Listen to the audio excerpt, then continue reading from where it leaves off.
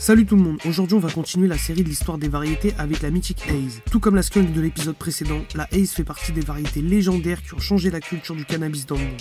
Il existe des tonnes de variétés qui descendent direct de la Haze. Sa génétique est présente dans une grosse partie des sativas disponibles sur le marché. Ça a commencé dans les années 70 à Santa Cruz en Californie. Même si leur but n'était pas de révolutionner le monde du cannabis en créant une nouvelle lignée qui allait devenir légendaire, ce sont les Haze Brothers qui seraient à l'origine de la création de la Haze originale. Et c'est Sam the Skunkman, le créateur de la skunk, qui aurait procuré une partie des variétés qu'il avait trouvées dans les quatre coins du monde qui ont servi dans le croisement de la Haze. Certaines personnes affirment que ces deux Haze Brothers n'auraient jamais existé et ne seraient qu'une légende. Cependant, c'est Sam the Skunkman lui-même qui a ramené la Haze en Europe, donc c'est la principale source des informations concernant le début de la Haze. Pour commencer, la première année, les deux frères ont croisé une sativa du Mexique avec une sativa colombienne. Lorsque l'année suivante, ils cultivèrent les graines issues du premier croisement, il recroisa les plus belles femelles avec le meilleur mâle qu'ils puissent trouver d'une variété sativa provenant du sud de l'Inde. Et c'est l'année d'après qu'ils ont pu sélectionner les meilleures femelles du croisement pour les recroiser avec un mâle sativa qui venait tout droit de Thaïlande. Les variétés exactes qui ont été utilisées pour le croisement ne sont pas connues, mais il y a des rumeurs qui disent que le mâle sativa du sud de l'Inde provient directement de Kerala. C'est donc ce croisement qui donna la toute première original Haze qui est un polyhybride 100% sativa. Même si la toute première génération était relativement stable, celle qui suivit le fut beaucoup moins. Les descendantes connurent beaucoup de variations au fur et à mesure des années. Les Haze Brothers ont vendu les différents phénotypes de la variété en leur donnant des noms. La Silver Blue Haze, la Lime Green Haze et bien entendu la célèbre Purple Haze, la variété préférée d'une des plus grandes stars de l'époque, Jimi Hendrix. Ces variétés étaient relativement difficiles à maîtriser et nécessitaient les connaissances des cultivateurs expérimentés. C'est pour ça que c'est une variété qui pouvait coûter très cher à la revente. À l'époque, dans la rue, pour de la weed banale, une trentaine de grammes pouvait vous coûter entre 15 et 60 $, alors que vous auriez eu besoin de 200 $ pour avoir la même quantité de Haze, et ce serait même monté jusqu'à 500 $ pour de la Purple. En compensation, vous pouviez recevoir un poster de l'original Haze ainsi qu'une petite boîte en bois, ce qui leur permettait de faire de la pub pour leur nouvelle variété. Cependant, le manque de stabilité de la Haze rendait les plantes peu homogènes entre elles et des conditions de culture difficiles. Et alors Sam the Skunkman il se mit en tête de stabiliser l'original Haze avec son ami Robert Clark qui alors bossait pour Sacred Seed. Tous les deux, ils se sont rendus compte qu'en essayant de la stabiliser avec les plantes qui présentaient les fleurs de meilleure qualité, les plantes cultivées étaient bien moins vigoureuses. Ils ont donc cherché à conserver la grande qualité des têtes en y intégrant des plantes bien plus vigoureuses. Et c'est seulement en 76 qu'ils trouvèrent enfin les graines stables qu'ils recherchaient, ce qui leur a permis de débuter la commercialisation de l'original Haze. La variété fascinait autant pour son goût que pour les sensations qu'elle provoquait. Elle fut rapidement très appréciée des cultivateurs et des consommateurs américain, ce qui lui permit d'avoir le titre de variété mythique assez rapidement. Quelques temps plus tard, dans les années 80, Sam the Skunkman importa ses graines à Amsterdam en Hollande, dans l'espoir de pouvoir y continuer son travail. Les Hollandais avaient déjà entendu parler de la puissance de cette fameuse Haze qui lui a permis de recommencer à vendre son original Haze. Mais c'est une variété qui alors avait été travaillée à ce moment-là sous le soleil californien qui lui garantit des étés longs et chauds, ce qui n'est pas vraiment le cas aux Pays-Bas où les cannabiculteurs étaient plutôt adeptes de la culture en intérieur sous lumière artificielle. Eux, à la base, ils étaient habitués à faire pousser des variétés bien indica compactes pouvant être récoltées en seulement 8 semaines. Et ça leur garantissait en moyenne une vingtaine de grammes par pied. Donc ils furent très déçus lorsqu'ils se retrouvaient avec des grandes plantes dans leur placard, mettant jusqu'à 16 semaines pour arriver à terme avec seulement 2-3 grammes de fleurs par pied. Du coup, les pieds de Haze se sont mal vendus et les cultivateurs hollandais sont rapidement repassés aux variétés qu'ils connaissaient qui leur garantissaient un bien meilleur résultat.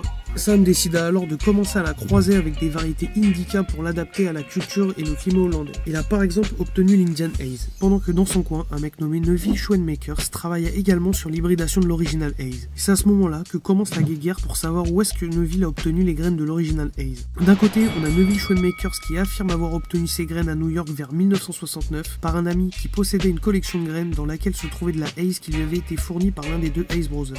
Alors que de l'autre côté, nous avons Sam the Skunkman qui lui affirme avoir fourni lui-même les graines lorsque Neville est arrivé sur Amsterdam, en affirmant même qu'il est impossible que l'un des deux frères Haze ait fourni des graines à Neville à cause de dates et de lieux incohérents. Mais Sam affirme également qu'il avait conclu un deal avec Neville. Le truc, c'est que Neville ne devait pas revendre des graines de Haze pure, seulement des hybrides qu'il aurait créés à ce moment-là avec ses variétés. Seules quelques personnes connaissent la vérité, mais cela ne réduit en aucun cas l'impact qu'a eu Neville sur la réputation de la Haze. Pour revenir au travail de Neville avec l'original Haze, il commença par sélectionner 3 pieds qu'il nomma A, B et C. A était un mâle avec une structure proche de ses origines colombiennes et possédait une odeur et un goût assez épicé. La plante B était une femelle pas très productive avec des sensations pas très agréables. Elle ne fut pas trop utilisée, alors que la plante C était un mâle qui ressemblait plus à ses origines thaïlandaises avec un goût terreux façon de chocolat de Thaï. L'une des seules utilisations connues pour la femelle B est la El Niño. Elle a été croisée avec la White Widow de Shanti Baba. Et il y a également des rumeurs concernant le premier hybride Haze Indica de Neville. Il aurait croisé sa femelle Haze avec une Northern Light qui était à l'époque un pur croisement d'Afghan.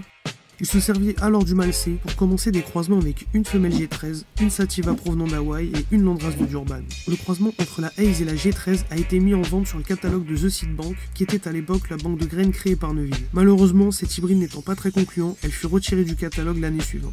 Mais par contre, le croisement entre le Malcé et la Durban remporta la Cannabis Cup de 89 dans la catégorie des Sativa. Et l'année suivante, c'est le croisement avec la femelle d'Hawaï qui remporta la victoire dans la même catégorie. Malgré tout, c'est grâce à ces croisements qu'il a effectués avec son mâle de Haze qu'il a nommé Plante A que Neuville va considérablement forger sa réputation concernant son travail avec la Haze. Il décida de croiser son mâle Haze A avec des boutures de H-Plant, de la Skunk One ainsi que de la Northern Light 5. Les graines qui sont nées suite à la combinaison de la Haze et de la H-Plant ne sont malheureusement jamais sorties dans le commerce, tout comme le croisement entre la Haze et la Skunk. Cependant, c'est le croisement avec la Northern Light qui va élever Neuville au rang de légende. Il apporta au cultivateur d'intérieur la version de la Haze qu'il avait tant attendue. Une plante qui produit de grosses récoltes en peu de temps tout en gardant ses saveurs de Haze ainsi que ses sensations qui lui sont propres. Le croisement a créé un hybride équilibré au niveau des saveurs entre le citron sucré de la Haze et le côté plus terreux typique des Indica. Tout en gardant le high très puissant de la Haze, on peut sentir le côté de la Northern Light dans le Stone qui prend place juste après. Elle aussi d'ailleurs a remporté la victoire à la Cannabis Cup de 90 dans la catégorie hybride sativa.